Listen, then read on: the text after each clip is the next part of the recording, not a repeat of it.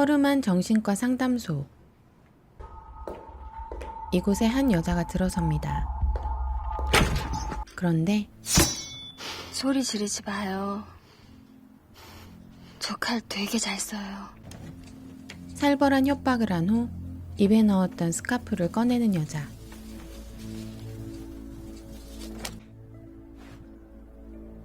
평범해 보이는 이 여자에게 무슨 사연이 있는 걸까요?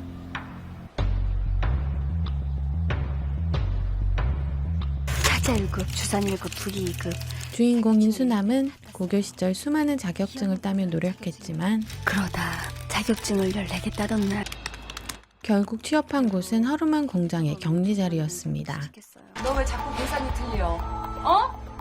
너 계산기 못 써? 그곳에서 한 남자를 만나 결혼까지 약속한 수남. 우리 집을 먼저 사자.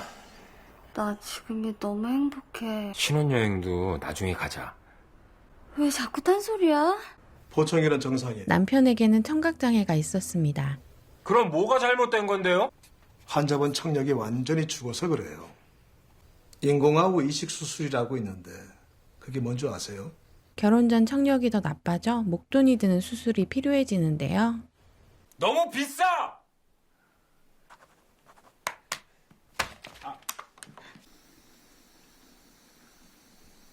알았어, 해! 수술! 모아왔던 돈을 털어 수술을 하고 결혼을 한 두 사람. 그런데 공장에서 사고가 생기게 되고 남편은 손가락까지 잃게 됩니다. 힘겨운 형편에 연이은 사고까지. 남편은 마음의 병까지 얻습니다. 할 좀 안 보이는데 치워! PTSD예요. 네? 남편분이 칼을 무서워하는 이유요.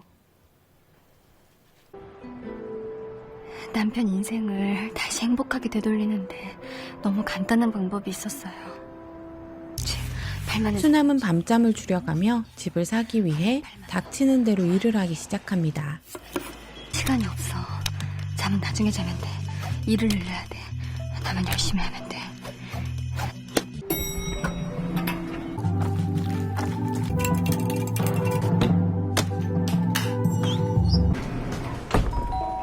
그러다 9년째 되던 해 은행에서 돈을 빌렸어요. 9년간 뼈 빠지게 돈을 벌고 대출까지 받아 집을 산 수남.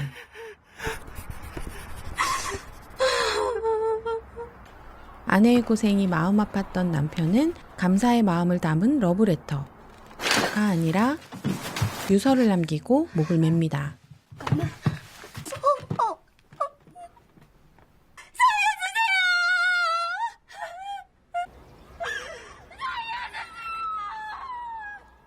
결국 식물인간이 된 남편. 병원비 많이 부담되시죠? 존엄사라는 게 있습니다. 미납금이 꽤 많다고 원무과에서 그러던데. 수남은 병원비 부담까지 더해져 더 많은 일을 해야 했습니다. 한편 수남이 사는 지역에 재개발 소식이 들려옵니다. 재개발 사업 시행인가를 드디어 받아내셨습니다. 문제는 개발 지역이 너무 협소해서 주변 주민들이 큰 반발을 하기 시작했다는 건데요. 지금 장난하나? 이거? 아니요. 뭐 더 들을 것도 없어. 자, 집어! 자신들이 살고 있는 지역까지 재개발 구역을 넓히라며 시위를 시작하는 주민들. 이 일의 주모자가 바로 정신과 의사였습니다. 집 내놔야 할 것 같아요. 수남에게도 지역 재개발 뉴스가 알려집니다. 완전 복권 당첨되신 거야. 재개발 확정만 되면. 맞아요. 맞는데 힘겨운 상황 속에 들려온 희소식이었는데요. 여기다가 주민들 서명만 받아오세요. 그 다음에는 저희가 다 알아서 도와드릴게. 예?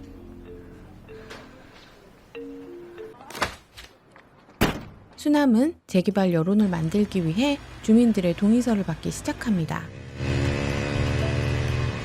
여기요.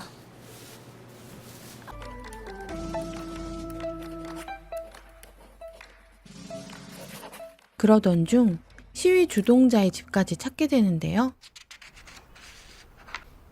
동사무소에서 오셨다고?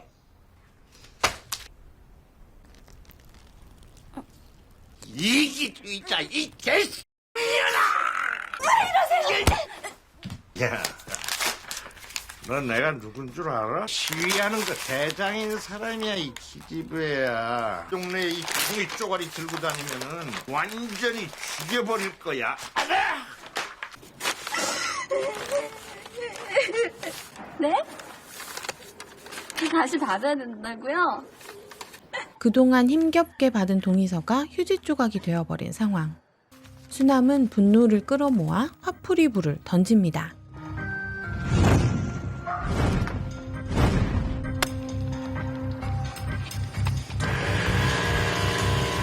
그런데 그 불이 옆으로 옮겨가더니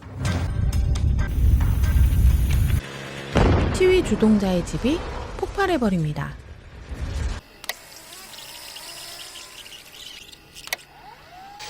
선배님 이거 방아는 아닌 것 같은데요? 누가 뭘로 쏜 것 같은데? 쏴요? 뭐 바주카포 같은 거요? 경찰의 수사는 제대로 진행되지 않는 상황. 그런데 시위 주동자 중 한 명이 수남을 공격하는데요. 아줌마가 죽였지.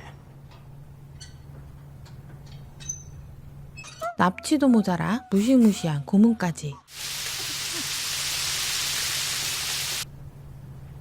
아줌마가 죽였어?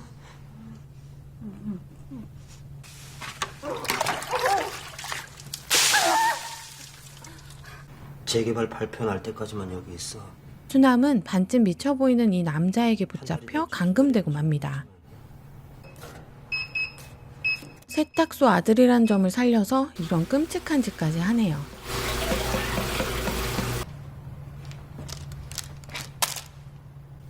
이 2주밖에 안 지났어. 무려 2주간 감금되어 있던 수남. 남편이 걱정될 텐데 큰일이네요.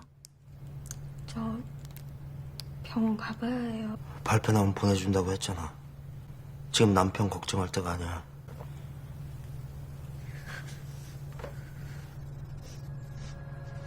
잠깐. 생계를 위해 훈련했던 명함 던지기 신공으로 공격에 성공을 하는데요.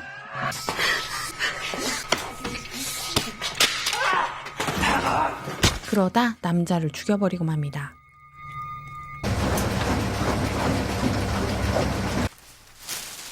남편과 살던 집은 세를 내주고 얻은 좁은 고시원으로 들어간 수남. 그런데 경찰이 찾아왔네요.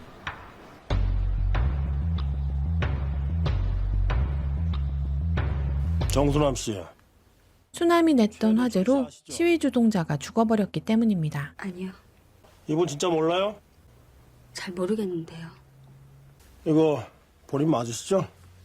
그날 거기는 뭐 때문에 갔어요?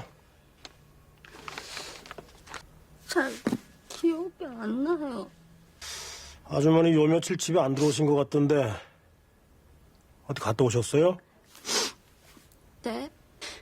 받아요? 그동안 납치 감금되어 있었다고 말할 수는 없고 대충 얼버무리는데 남편분은요?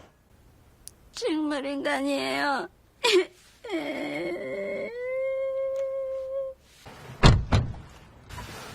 근데 진짜 너무 불쌍하지 않아요? 원래 불쌍한 사람이 범죄를 저지르는 거야. 그래서 더 의심스러워. 요즘 어마어마한 일들이 있어. 다음 날 남편의 병실을 찾은 수남. 그런데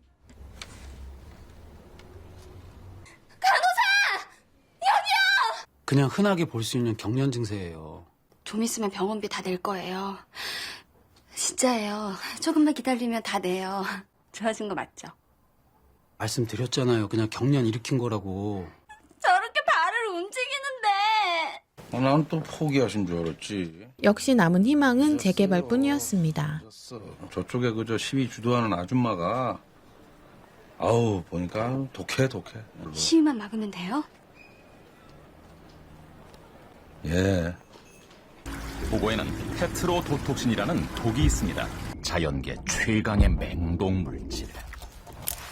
이 세상엔 시위를 어떻게 막을까 고민하던 수남은 시위를 주동하는 정신과 의사를 찾아가 죽여버리고 말았던 겁니다. 내가 죽이는 거 이해해 주세요.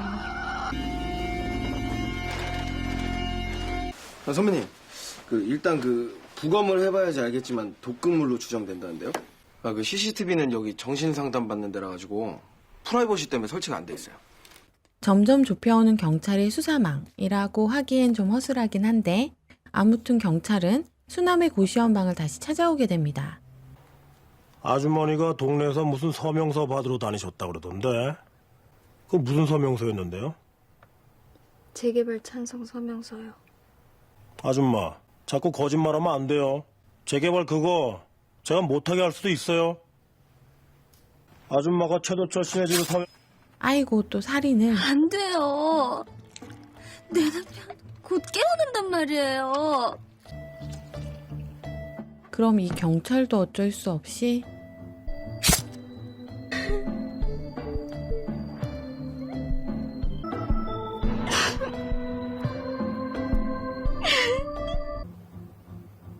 미납금도 다 완납하셨던데.